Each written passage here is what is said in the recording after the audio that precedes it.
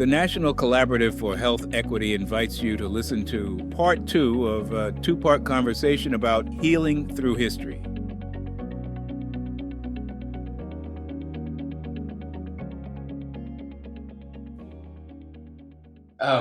Just in our conversation, I think there's a lot of intersections, right? I'm thinking of our sister, Lagunai, our Alaskan natives, right? That really remind us to connect to the animals, connect to the bears, connect to the coyotes, connect to our winged relatives, because they'll teach us, right? And I remember being in New Mexico, and then they started telling the story that one time in the forest, it went up in flames, and everything was burning, and all of the animals were fleeing because for their safety. And as all the animals began to leave, the little hummingbird swam over to the lake and with his beak grabbed as much water as it could and brought it back to the forest and dropped it and repeated that process over and over, right? And all of the animals were just laughing at it, like, dude, you're so small. Like, what do you think you're gonna do with the amount of water that you're adding to this big old forest fire? And the hummingbird respond, well, I'm doing my part.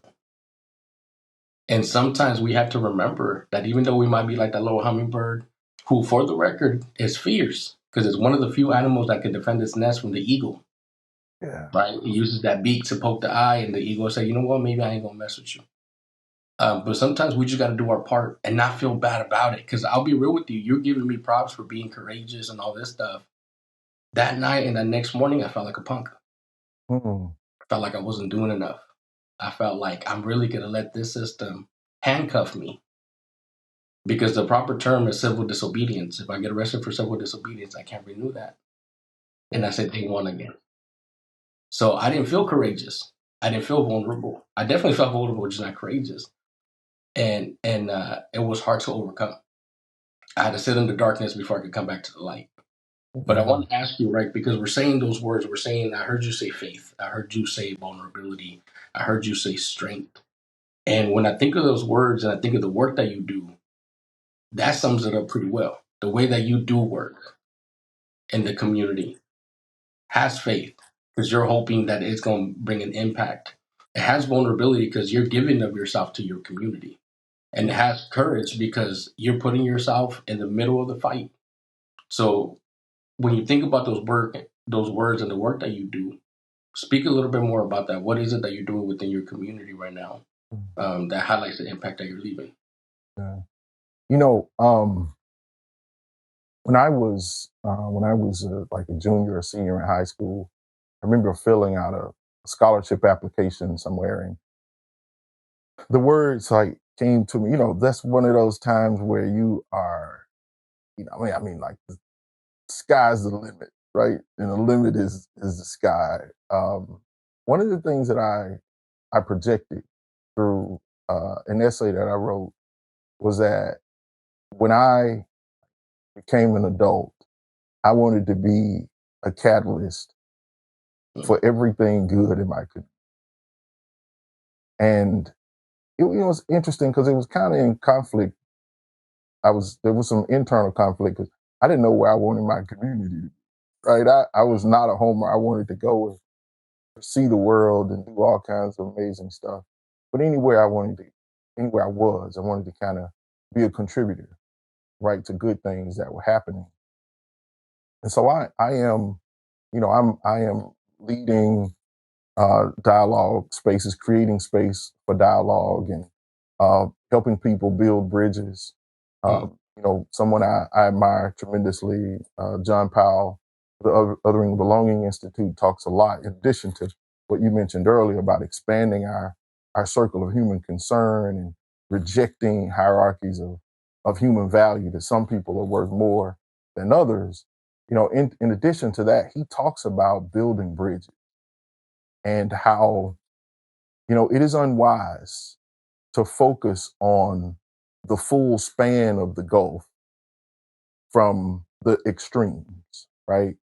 But to be intentional in building connections with those though they identify or have great sympathy with the extreme, maybe they're even over there, that we connect in ways that we can figure out the things we share in common and build a bridge there. And eventually, much like, the bird you described was doing its part, you build short bridges that end up closing the gulf, right? Or eliminating the gulf. And so I like to think of the way I try to show up in community, the work I do is everywhere I can get into, everywhere I'm invited, I am trying to build those short bridges, both between myself and others, but also creating the spaces and using, tools that people have used for as long as human beings have gathered Mm-hmm. to help others close, short gaps. And Yeah. eventually we end up again with all the spans necessary to close the gap. And that is like, for some, that's very ephemeral. Right? That's just, it's kind of pie in the sky. Um, but in the face of any challenge we have as human beings, one of the first things we do is we think about other human beings Mm-hmm. who can help us get through it, right? Maybe you got a friend who you imagine can help you get over it. Maybe you got one who you think can help you get under it, right? Or you got a couple who can help you get around it. But whatever the challenge is, we often think about other human beings as a source of hope or whatever, also as a resource, right? Because they might be connected to someone or something that can help you make it through. Households, neighborhoods, communities at their best, they don't operate any differently than that. Um, Lastly, I'll say, one of the things that I'm grateful for with the National Collaborative and the work that it does is that it takes these people from, you know, different disciplines, right? Around not just public health, but, all the other ways that human beings engage to kind of care for others. And they use the social determinants of health and all these other, uh, bodies of academic knowledge and areas of research, and they connect. The Yeah. collaborative connects those people and challenges us Yeah. to find ways to work together, right? Build the short bridges that allow us to experience, um, progress together, prove concepts, right? Because when you've proven a concept or an idea or way of working together can help solve a problem or help make progress, then it creates an opportunity for others to take that concept and try it in the space that they have, where they might have relationships and have connections. They haven't just they haven't been able yet to find a concept, right, or find an approach that works with the resources they have. And so, to close out the question, like I'm starting with this really fundamental foundational building block Yeah. about human beings and our human experience in space with others. And I believe we can take that up to the level where we create a different culture. Yeah. And our institutions and our systems will operate within that culture. But we have to do the hard work of creating it. And I think the collaboratives work of bringing folks together, the Compadres Network does much the same, right? Mm-hmm. Everybody's committed to healing, but boy, we come from drastically different places sometimes, um, and that makes the experiences that much richer. Yeah. You know, the National Collaborative for Health Equity, they ain't gonna like this, but I'm gonna say it. Because they don't like getting the spotlight and the flowers. But the way that they do work allows people to show up at their authentic selves. And I love that because you don't find that everywhere. Normally when you come into a space, everybody is like, what do you bring to the table? What do you do? What can you bring to us? And they first just say welcome. Yeah, Then they say, how can we support you? And then third, they invite you to come in with your gifts. And I think I want to highlight what you said. Everybody from every walk of life with every different level of expertise is invited to the table. And you ain't got to bring nothing else but yourself. And when you do that, it allows connections to be authentic and allows healing opportunities to happen organically when I was brought to the table, it wasn't like, I need you to change this, I need you to get educated. There was no checklist. And I was waiting for the other shoe to drop and be like, when are they going to ask me for something? And I'm still waiting.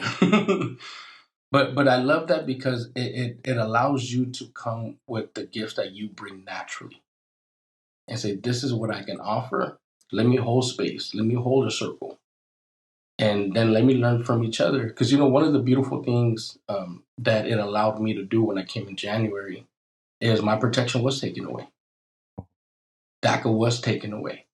And for 6 months, I had to worry if I wasn't going to be able to come home. And being able to connect with my co-lead relatives, with my cohort, and just say, I'm struggling today. Yeah. And them lift me up and say, we will hold you up until you're able to hold yourself up. Getting individual phone calls, right? I'm talking April, I'm talking Ian. I want to shout all of them out. I'm talking Ames. Individually, I got you. Because all of those bridges that were built allow us to go into the spaces that we need to for that moment. Do I need some healing? Cool. Let me cross this bridge real quick. Yeah. Do I need some financial literacy? Because we also need to make some advancement. Let me cross this bridge real quick. Do I need a little bit of management in terms of health because I am facing diabetes, and most of us, when you think of brown and black folks and diabetes, you think that's a death sentence. Let me cross Right. that bridge real quick. Yeah. So one of the beautiful things, even the National Compadres Network, the way that we're able to build bridges, it allows us to build that community and say, my neighbor is not just my neighbor. I got blood related and I got love related. And then we get to build our community. So all of that is resonating with me because that's why we're here. That's why we're having this conversation. Yeah, for real. So this, the work of diversity and, kind of strategizing around diversity and equity and inclusion, the whole DEI, the things that folks are derisively calling woke these days.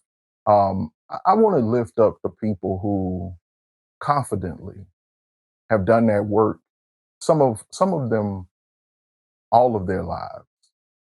Some of them just, their professional lives. Maybe they had a role where that was the lens through which they did their work in public health or equity-centered work, leadership. Those people have been catching it, right? There's been a movement to completely obliterate everything that they've worked hard to create if you don't know any better. If you didn't know any better, you would think that diversity statements and really, really important initiatives was all that was created there. Yeah. And I'm sure some of those folks who've been doing that work are having to deal with the fallout of those challenges. But I just want to remind those people that all of that work is about dignity and fairness and connection. And, sometimes it was creating space for people to do that kind of work. Sometimes it was about, creating the manual, right? The playbook, the creating the source of insight and perspective that really, really talented people just had not lived an experience to have in a meaningful way. All of that work mattered and it counted. I just want to remind those folks that if all of that were wiped away, they cannot wipe away the progress. They can't wipe away the meaningful connections that have been created, the perspectives that have been formed, um, the sense of determination, like shared determination, Yeah. that people have created in these spaces. And so that it's not going anywhere. The need for it's not going anywhere. Right now, there are the sociologist Robin Kelly, Dr. Robin Kelly talks about the importance of being better builders than others are destroyers. And I just want to encourage all of my friends and people who are part of that community who've been doing equity centered work now and now being told that their work is woke and it has degraded the culture and all that foolishness. Like, have heart, right? Do not grow weary in doing good. You've been the medicine for a really, really hurting and broken society and community. So don't quit, don't give up, right? We just have to focus on building. Yep. Focus on building, amassing the bricks, right? Getting the mortar together. Let's just assume it's raining, right? Yep. And it's hard for a brick mason to work during the rain, right? Maybe we're painters, right? And it's hard to paint the exterior while it's raining, but this rain won't last always. And the first we're gonna create some opportunities, right, to continue to build and construct. And then, some sunny days are gonna come, and the opportunity to continue to work as forcefully as it's ever been done before is gonna come back. I just think that's a really important thing to share with many of our friends who we know are part of this collaborative and the work, the audience for this. So I had to get that out of my spirit, brother. Yeah. No, let your spirit speak. I appreciate that, and thank you for offering that too. I know we're getting ready to close, so I'll pass it back to you in a moment. But I want to double down on something you just said. We are the medicine. We are going to carry this forward because for those people that have been carrying the baton for decades, it's okay to pass it on. You deserve your rest. Let us carry it for as long as we can carry it, and then we'll pass it on to future generations.